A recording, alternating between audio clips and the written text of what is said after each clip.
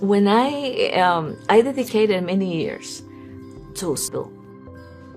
For 2,000 years, Cleopatra has been remembered as a queen of unmatched beauty. Cleopatra is one of the most powerful women ever to come out of the ancient Mediterranean world. She ruled Egypt for 21 years. I dedicated my life to finding Cleopatra's tomb, then I found this. For 20 years, people called me a fool. They said I was chasing a ghost, a fantasy buried under 2 millennia of silence and sand. They urged me to search where everyone else had, in the sunken ruins of Alexandria, but I knew they were wrong. As my team and I pushed deeper into this newly uncovered passage, a mile-long tunnel carved into the bedrock, now hailed by experts as a geometric marvel, I felt the ghosts of 2 decades of doubt begin to fade. They weren't just laughing at me anymore, they were listening. And for the first time, I felt more certain than ever that I was getting closer. For over 2,000 years, one question has haunted historians, archaeologists, and treasure hunters alike. Where is Cleopatra's final resting place? The last queen of Egypt, Cleopatra was renowned for her intellect, political savvy, and her legendary love affair with the Roman general Mark Antony. Her death in 30 BCE marked the end of a dynasty and the fall of Egypt to Rome's iron grip.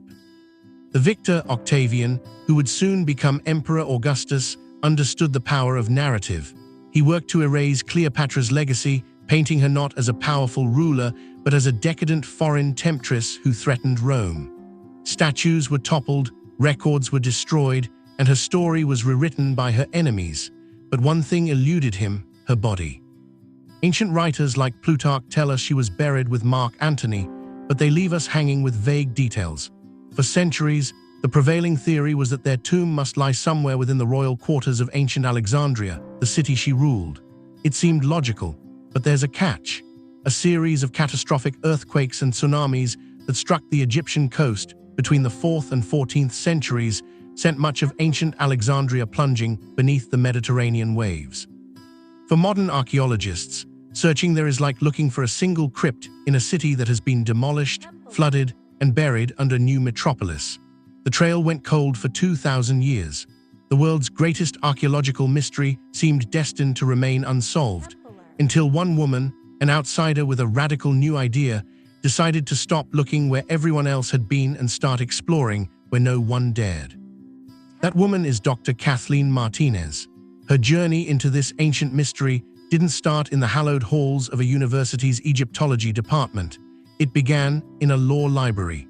A successful criminal lawyer from the Dominican Republic, Martinez approached the mystery of Cleopatra's tomb not as a traditional archaeologist, but as a cold case investigator. She spent over a decade poring over ancient texts, piecing together clues, and searching for the one detail everyone else had missed. While the establishment remained fixated on Alexandria, Martinez was captivated by a different line of inquiry. She believed that a woman as strategic as Cleopatra, facing the humiliation of being paraded through Rome in chains, would have engineered a final act of defiance. She wouldn't have allowed her body to be interred in a predictable location where her enemies could desecrate her memory. Instead, she would have chosen a place of immense spiritual significance, a spot where she could secure her passage into the afterlife and unite with Mark Antony for eternity. Martinez's investigation led her to one powerful connection: Cleopatra's deep identification with the goddess Isis. Cleopatra didn't just worship Isis, she presented herself as the living embodiment of the goddess on earth. She was the new Isis. This was the core of her divine right to rule. If Cleopatra saw herself as Isis, Martinez reasoned, then her final act would mirror the most famous story of the goddess, the myth of Isis resurrecting her murdered husband, Osiris. This singular focus led Martinez away from Alexandria and about 30 miles down the coast to a desolate, windswept ruin called Taposiris Magna, which translates to the Great Tomb of Osiris. For years, the site had been largely overlooked by mainstream archaeology, but for Martinez, it was the only place that made sense. It was a major temple complex dedicated to Isis and Osiris, close enough to Alexandria for a secret burial procession, yet far enough away to escape Roman scrutiny. In 2005, after years of fighting for permission, this renegade lawyer-turned-archaeologist finally broke ground, betting her career, savings, and reputation on a theory that most in her field dismissed as fantasy. The early years at Taposiris Magna were anything but glamorous. They were a grueling test of endurance. Excavation is a slow, painstaking, and often fruitless process. For every day of discovery, there are months, even years, of digging through sand and rock with nothing to show for it. Martinez and her team faced blistering heat, dust storms, and the immense pressure of a self-funded expedition. But the physical challenges paled in comparison to the wall of skepticism she faced from the archaeological establishment. Among the skeptics was the powerful Egyptologist, Dr. Zahi Hawass, who, at the time, was Egypt's Secretary General of the Supreme Council of Antiquities. Hawass publicly stated he didn't believe in Martinez's theory, arguing that ancient Egyptians never buried their royalty inside a temple, as temples were for worship. To him and many others, the idea was simply preposterous. Imagine the sheer force of will required to continue your life's work when the most respected voice in your field is publicly dismissing it. If this content blesses you and you'd like to support our mission, you can buy me a coffee or give a super thanks. Every contribution helps us create more content to inspire and uplift others. Make sure to subscribe so you don't miss out on my future. Martinez had to convince the Egyptian government to grant her a permit to excavate, a process that took years of persistence. Initially, they gave her just 2 months to find evidence to support a theory that defied centuries of academic consensus. But Martinez treated the site like a crime scene, slowly and methodically gathering evidence that others had overlooked. She wasn't just digging, she was building a case. Her legal background gave her a unique perspective and a relentless drive to find proof and connect the dots. She knew that to convince the world, she couldn't just have a theory, she needed undeniable facts. Slowly, painstakingly, the tide began to turn. As Martinez's team unearthed more significant finds, the whispers of doubt began to quiet. Even Dr. Hawass, who initially worked with her on the excavations, acknowledged the importance of the discoveries being made at the site, even if he remained unconvinced about the tomb itself. The story was no longer about a wild goose chase. It was about a serious, methodical investigation that was rewriting the history of the temple, whether it held Cleopatra's tomb or not. For 20 years, Kathleen Martinez waged a quiet war against doubt, armed with little more than a shovel, a small team, and an unshakable belief that she was in the right place. And piece by piece, the sacred ground of Taposiris Magna began to prove her right. The vindication of Kathleen Martinez's theory didn't come in one dramatic moment. It came as a slow, steady stream of discoveries, a trail of breadcrumbs that proved Taposiris Magna was far more important during Cleopatra's time than anyone had ever believed. One of the most crucial early discoveries was the unearthing of foundation plates. These small stone tablets, about the size of an iPhone, were placed under major structural points and contained key information about a temple's construction and purpose. Against all odds, Martinez found plates confirming the temple was dedicated to Isis and had been patronized by Ptolemaic kings, definitively linking it to Cleopatra's dynasty.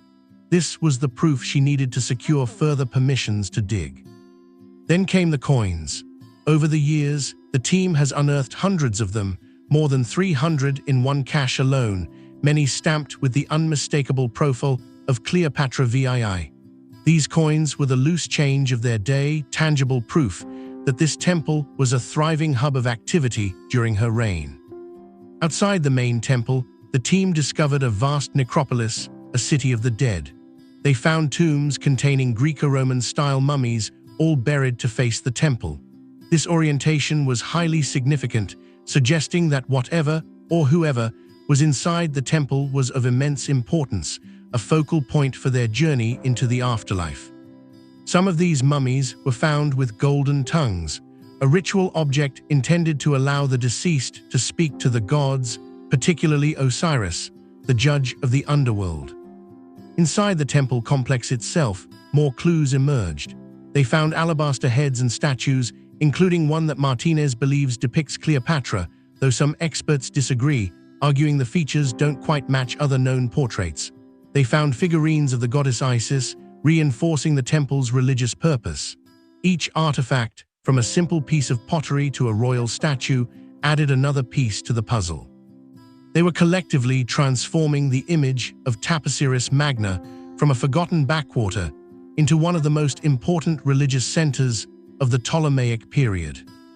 These weren't just random objects. This was a pattern. This was evidence. After years of being told she was wrong, Kathleen Martinez had gathered an undeniable collection of facts that placed Cleopatra at the heart of Taposiris Magna. The breadcrumbs were all leading in one direction. The only question was where the trail would end. In November of 2022, after more than 15 years of digging, Martinez's team made a discovery that would stun the archaeological world and make headlines across the globe. 13 meters, or about 43 feet, beneath the surface of the temple, they broke through into a void. It wasn't a tomb, it was a tunnel. And it was spectacular. Carved directly out of the bedrock, the tunnel stands about 2 meters, or 6.5 feet, high and stretches for an incredible 1,305 meters, nearly a full mile. The Egyptian Ministry of Tourism and Antiquities hailed it as an engineering miracle, a marvel of ancient engineering. Experts noted its striking similarity to the Tunnel of Eupalinos, a famous 6th century BCE aqueduct on the Greek island of Samos, which is considered one of the great engineering achievements of the ancient world. This wasn't some rough-hewn passage.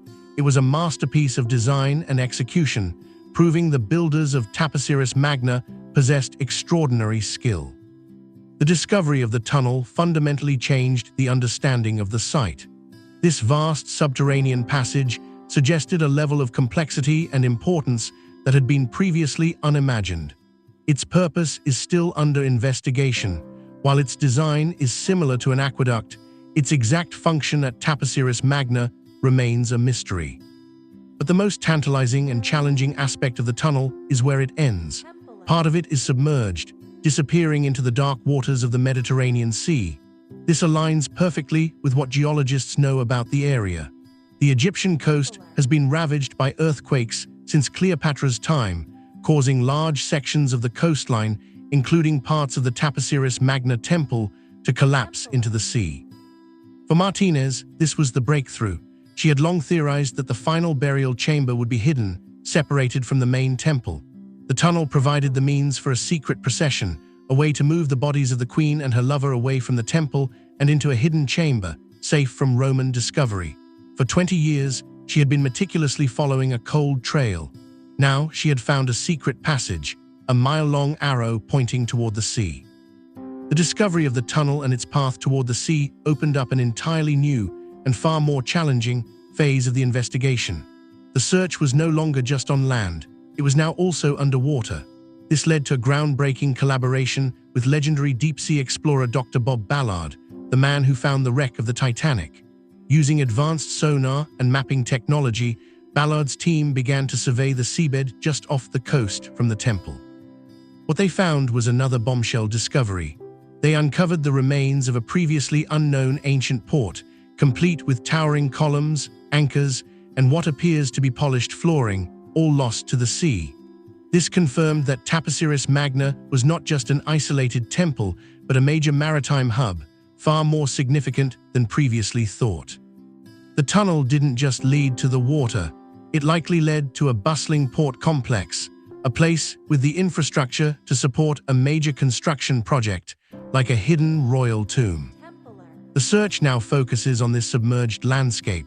Dr. Martinez believes Cleopatra's body was brought to Taposiris Magna, carried through the secret tunnel, and laid to rest in a tomb constructed near this port, a tomb that was then swallowed by the sea in one of the subsequent earthquakes. The underwater search is incredibly difficult and dangerous, but it's where all the evidence now points. The team is using the detailed maps created by Ballard to plan new excavations, employing drills and divers to probe the dark, murky waters for any signs of man-made structures that could be the elusive tomb. This is no longer a question of whether Kathleen Martinez's theory is plausible. The discoveries of the last 2 decades, from the foundation plates to the necropolis, and now to the miraculous tunnel and the sunken port, have shown that she was onto something significant.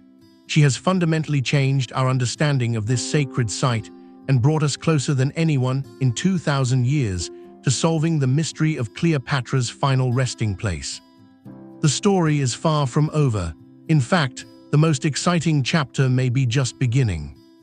As the team ventures deeper into the submerged sections of Taposiris Magna, every dive, every core sample could be the one that provides the final answer. Will they find the entrance to a flooded tomb? Will they uncover the final resting place of the last queen of Egypt and her Roman lover? We are on the brink of what could be the single most important archaeological discovery of the 21st century. The woman they called a fool may soon be remembered as a visionary.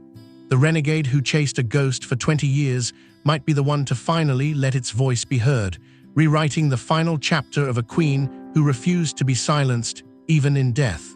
And the whole world is watching, waiting for what she finds next. This book is your beginner's guide to understanding Scripture. Find peace, build relationships, and discover purpose in today's world. Ready to decode the Bible? Find Bible Decoded available on Amazon now. If this content blesses you and you'd like to support our mission, you can buy me a coffee or give a super thanks. Every contribution helps us create more content to inspire and uplift others. Make sure to subscribe so you don't miss out on my future videos.